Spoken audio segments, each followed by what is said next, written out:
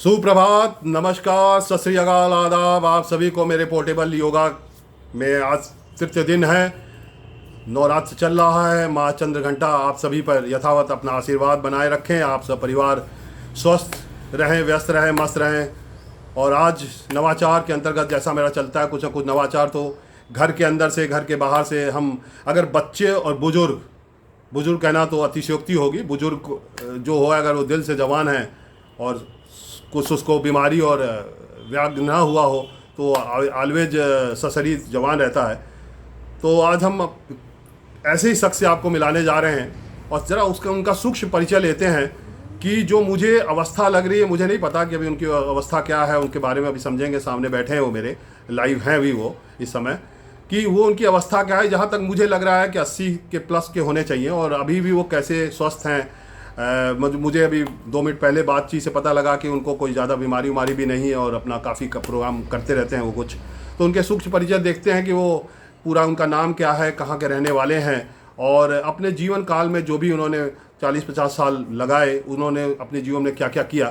तो देर ना करते हुए अब हम बाबूजी, आपको हम कोटि कोटि प्रणाम शिव शंकर शुक्ल की तरफ से इस पोर्टेबल योगा में आपका स्वागत करते हैं।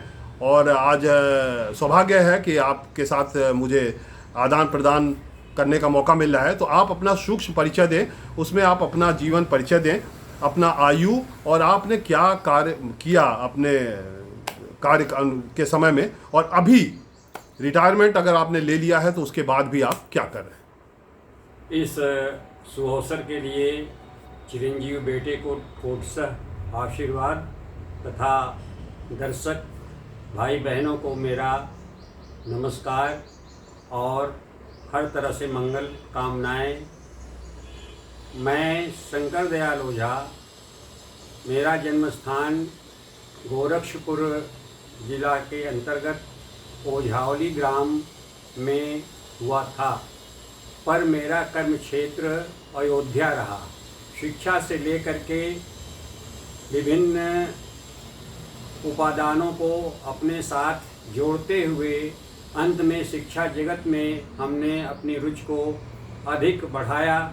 और यही कारण था कि शहर में ही मनोहर लाल मोतीलाल इंटर कॉलेज, जो पहले के ज़िला फैज़ाबाद और अब के अयोध्या में स्थित है, वहाँ पर हिंदी का प्रवक्ता रहा।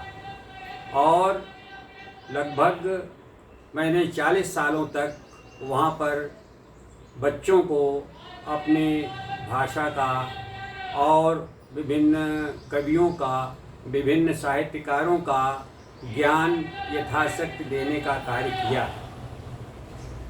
भाऊ जी, बहुत अच्छा आपने बताया कि आपने हिंदी साहित्य बच्चों को पढ़ाया है, प्रवक्ता रहे हैं आप। तो ये कब आपने ज्वाइन किया मनोहर लाल कॉलेज और कब आपका रिटायरमेंट पीरियड था? कितने साल तक आपने बच्चों को पठन पाठन के कार्यक्रम दिए हैं? 1 मिनट रुकिए। पहले तो मैं अपने शैक्षणिक कार्यक्रम के बारे में आपको बताऊं। मैंने प्रथमतः अयोध्या स्थित विभिन्न प्राइमरी से लेकर के स्नातक की शिक्षा को प्राप्त किया। उसके बाद एमए की डिग्री गोरखपुर विश्वविद्यालय से प्राप्त की।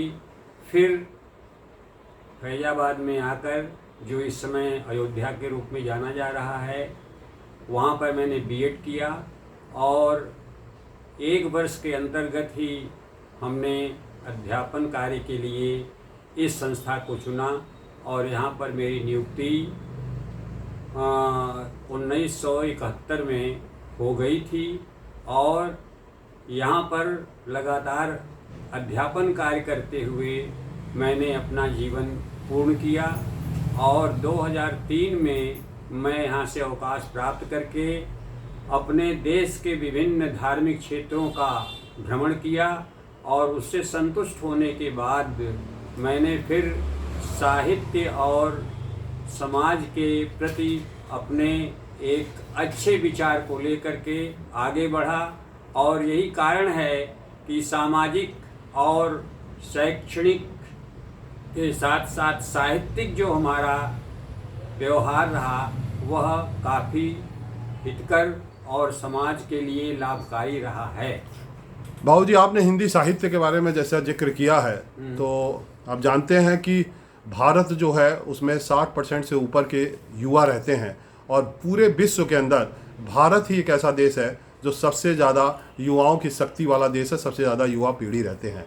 और आजकल देख रहे हैं कि विभिन्न आप न्यूज़ देखते होंगे और अखबार भी पढ़ते होंगे कि युवा हमारे जो हैं, बच्चे जो हैं हमारे, वो पीढ़ी जो है जो संस्कारों को भूल चुकी है और कहीं ना कहीं ड्रियल हो गई है, अपनी जगह से हट गई है, वो नशा की तरफ जा रही है या किसी न किसी व्यभिचार की तरफ वो जा रही है।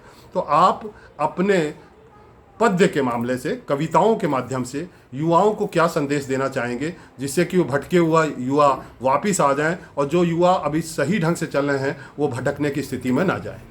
हमारे हिंदी साहित्य में काव्य क्षेत्र में जो भक्ति काल रहा है और उस भक्ति काल में हमारे मनीषी और भक्ति के क्षेत्र में सर्वोच्च स्थान पर देखे जाने वाले कबीरदास जी ने समाज के सुधार के लिए, युवाओं के सुधार के लिए एक बहुत ही उपदेशात्मक शैली में अपने विचारों को व्यक्त किया था।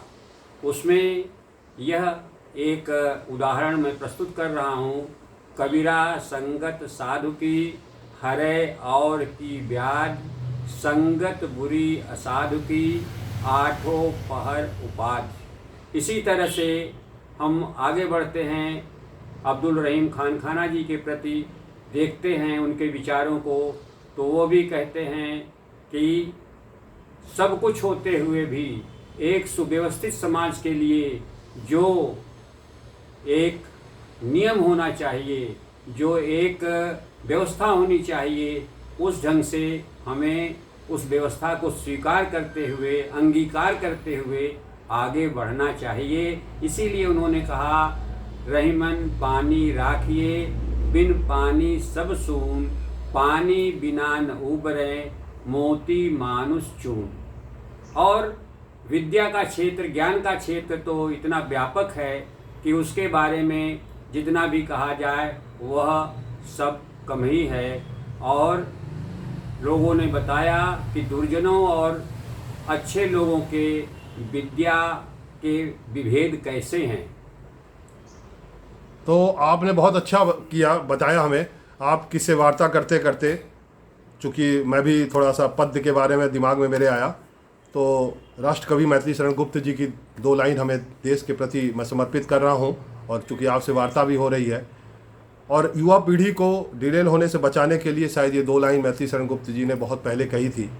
और देश के प्रति प्रेम और हमारे जवानों को समर्पित है ये लाइन, किसानों को, किसान भाइयों को समर्पित है ये लाइन, कि जो भरा नहीं है भाव से, बहती जिसमें रसधार नहीं, वह हृदय नहीं पत्थर है जिसमें स्वदेश का प्यार नहीं। और इसी के साथ साथ चूँकि शिक्षा के पवित्र मनीषी से हमारी वार्ता चल रही थी, तो चलते चलते 2 या 3 श्लोक शिक्षा से मैं करते हुए और इसको आज के इंटरव्यू को विराम देता हूँ। कि शिक्षा पे हम कहेंगे कि विद्या विवादाय धनम मदाय, शक्ति परेशां परपीडनाय, खलस्य साधुर विपरीतमेतत्, ज्ञानाय दानाय च रक्षराय। येषां न विद्या न तपो न दानम, ज्ञानम न शीलम न गुणो न धर्मः, ते मर्त्युलोके भुवि भारभूताः, मनुष्य रूपेण मृगाश्चरन्ति।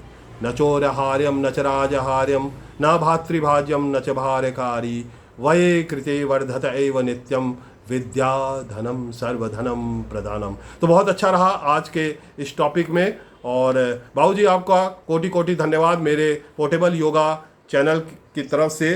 और आगे हम जल्दी ही आप लोगों को एक नई प्रतिभा, नई अद्वितीय बच्चों से या किसी महिला से जल्दी ही आपको एक चुनिंदा चीज़ें बताएंगे। आज तब तक के लिए आपसे हम विदा चाहते हैं। धन्यवाद। आप सब लोग स्वस्थ रहिए, व्यस्त रहिए और मस्त रहिए। Thank you.